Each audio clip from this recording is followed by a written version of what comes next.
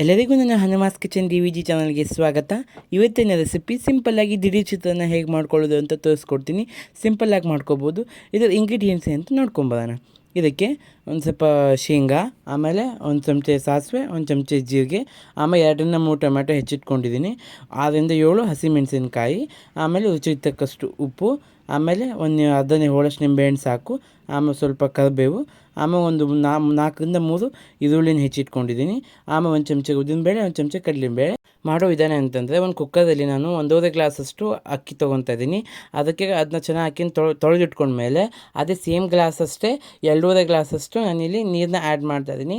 ಅದೇ ಅಳತೆಲಿ ನೀರಿಗೆ ಆ್ಯಡ್ ಮಾಡಿದ ಮೇಲೆ 1/4 ಟೇಬಲ್ ಸ್ಪೂನಷ್ಟು ಉಪ್ಪು ಹಾಕ್ಬಿಟ್ಟು 2 ಟೇಬಲ್ ಸ್ಪೂನ್ ಎಣ್ಣೆ ಹಾಕ್ತೀನಿ. ಎಣ್ಣೆ ಹಾಕೋದ್ರಿಂದ ನಮಗೆ ಅನ್ನ ತುಂಬ ಬಿಡಿ ಬಿಡಿಯಾಗಿ ಚಿತ್ರಾನ್ನಕ್ಕೆ ಬೇಕಾದಂಗೆ ಬರುತ್ತೆ. ಇನ್ನು ಮಾಡೋ ವಿಧಾನ ಹೇಗಂತಂದರೆ, ಒಂದು ಬಾಣಲಿ ಇಟ್ಕೊಂಡು ಅದಕ್ಕೆ ಚೂರು ಎಣ್ಣೆ ಹಾಕಿಬಿಟ್ಟು ಅದು ಚೆನ್ನಾಗಿ ಕಾದಿದ ಮೇಲೆ ನಾನು ಇಲ್ಲಿ ಶೇಂಗಾ ಬೀಜನ ಹಾಕ್ತಾಯಿದ್ದೀನಿ. ನಾನು ಶೇಂಗಾ ಬೀಜನೇ ಫಸ್ಟ್ ಯಾಕೆ ಹಾಕ್ತೀನಿ ಅಂದರೆ, ಶೇಂಗಾ ಬೀಜ, ಕಡಲೆಬೇಳೆ, ಉದ್ದಿನಬೇಳೆ ಎಲ್ಲ ನಾವು ಫಸ್ಟ್ ಬೆಂದುಬಿಟ್ರೆ ಲಾಸ್ಟಿಗೆ ಸಾಸಿವೆ ಜೀರಿಗೆ ಹಾಕ್ಕೋಬೋದು ಅಂತೇಳಿ. ಅದಾಗಿಂದ ನಾನಿಲ್ಲಿ 1 ಟೇಬಲ್ ಸ್ಪೂನಷ್ಟು ಕಡಲೆಬೇಳೆ, 1 ಟೇಬಲ್ ಸ್ಪೂನಷ್ಟು ಉದ್ದಿನಬೇಳೆ ಎರಡೂ ಮಿಕ್ಸ್ ಮಾಡಿದ್ದೀನಿ. ಎರಡೂ ಕೂಡ ಇವಾಗಲೇ ಹಾಕ್ತಾಯಿದ್ದೀನಿ. ಶೇಂಗಾ ಬೀಜ ಒಂಚೂರು ಫ್ರೈ ಆಗಿಂದ ಈ ಕಡಲೆಬೇಳೆ, ಉದ್ದಿನಬೇಳೆ ಹಾಕ್ತೀನಿ. ಅದೊಂಚೂರು ಫ್ರೈ ಆಗಿಂದ ಸಾಸಿವೆ, ಜೀರಿಗೆ ಇವೆಲ್ಲವನ್ನೂ ಹಾಕ್ಬಿಟ್ಟು ಚೆನ್ನಾಗಿ ಫ್ರೈ ಮಾಡ್ತಾಯಿದ್ದೀನಿ. ಸಾಸಿವೆ ಜೀರಿಗೆ ಎಲ್ಲ ಚಟಪಟ ಅಂತಂದಮೇಲೆ 6-7 ಹಸಿಮೆಣಸಿನ್ಕಾಯಿ ಹೆಚ್ಚಿಟ್ಕೊಂಡಿದ್ನಲ್ಲ, ಆ ಹಸಿಮೆಣಸಿನ್ಕಾಯಿನ ಹಾಕಿ ಎಣ್ಣೆಯಲ್ಲಿ ಅದೆಲ್ಲ ಚೆನ್ನಾಗಿ ಫ್ರೈ ಆಗಬೇಕು. ಹಾಗಾಗಿ ಅದನ್ನೆಲ್ಲ ಚೆನ್ನಾಗಿ ಫ್ರೈ ಮಾಡ್ಕೊಂಡಿಂದ ಕರಿಬೇವಿನ ಸೊಪ್ಪನ್ನ ಹಾಕಿ ಫುಲ್ ಚಟಪಟ ಅನ್ಸ್ಕೊತೀನಿ. ಕರಿಬೇವಿನ ಸೊಪ್ಪನ್ನ ಎಲ್ಲ ಹಾಕ್ತೀನಿ.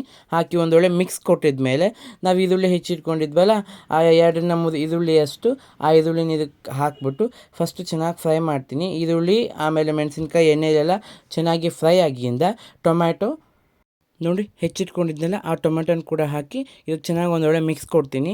ಇದಾಗಿಂದ ಟೊಮೆಟೊ ಎಲ್ಲ ಬೇಯಲಿಕ್ಕೆ ನಾನು 1-1.5 ಟೇಬಲ್ ಸ್ಪೂನಷ್ಟು ಉಪ್ಪನ್ನ ಹಾಕ್ತಿದ್ದೀನಿ. ಇದಾದಮೇಲೆ ಚೂರು ಅರಿಶಿನ, ಒಂದು 1/4 ಟೇಬಲ್ ಸ್ಪೂನಷ್ಟು ಅರಿಶಿನ ಹಾಕಿ ಇದನ್ನ ಚೆನ್ನಾಗಿ ಮಿಕ್ಸ್ ಮಾಡಿಬಿಟ್ರೆ ನಮಗೆ ಒಗ್ಗರಣೆ ಪಲ್ಯ ರೆಡಿ ಆಗಿಬಿಡುತ್ತೆ.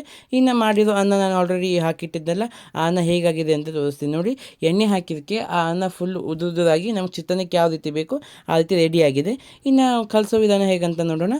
ನಾವು ಪಲ್ಯ ರೆಡಿ ಮಾಡಿ ಇಟ್ಕೊಂಡಿದ್ವಲ್ಲ, ಅದನ್ನು ತೊಗೊಂಬಿಟ್ಟು ಆ ಬಾಣಲಿಗೆ ನಾವು ಮೊದಲೇ ಮಾಡಿಟ್ಕೊಂಡಿರ್ತೀವಲ್ಲ, ಆ ಅನ್ನಕ್ಕೆ ಒಂದು ಚೂರು ನೀರು ಹೊಡ್ಕೊಂಡು, ಇಲ್ಲ ಅವಶ್ಯಕತೆ ನೀರು ಹಾಕ್ಕೊಳ್ಳಿ, ಇಲ್ಲ ಅಂತಿಲ್ಲ, ಆ ಅನ್ನವನ್ನು ಪೂರ್ತಿಯಾಗಿ ಈ ಬಾಣಲಿಗೆ ಹಾಕ್ಕೊಂಡು ನಮಗೆ ಎಷ್ಟು ಬೇಕೋ ಅವಶ್ಯಕತೆ ಇದ್ದಷ್ಟು ಹಾಕಿ, ಇನ್ನು ಅರ್ಧ ಹೋಳಷ್ಟು ನಿಂಬೆಹಣ್ಣಿನ ರಸವನ್ನು ಚೆನ್ನಾಗಿ ಹಿಂಡ್ತಾ ಇದ್ದೀನಿ. ಹಿಂಡಿಂದ ಇದಕ್ಕೆ ಒಂದು ಚೆನ್ನಾಗಿ ಮಿಕ್ಸ್ ಕೊಟ್ಬಿಟ್ಟು ಪಲ್ಯ, ನಿಂಬೆಹಣ್ಣಿನ ರಸ ಎಲ್ಲ ಮಿಕ್ಸ್ ಆಗೋ ರೀತಿ ಮಾಡಿಬಿಟ್ರೆ ನಮ್ಮ ದಿಢೀರ್ ಚಿತ್ರಾನ್ನ ರೆಡಿ ಆಗುತ್ತೆ. ಇದೇ ರೀತಿ ರೆಸಿಪೀಸಿಗಾಗಿ ನನ್ನ ಸಬ್ಸ್ಕ್ರೈಬ್ ಮಾಡಿ, ಲೈಕ್ ಮಾಡಿ, ಕಮೆಂಟ್ ಮಾಡಿ. Thank you so much.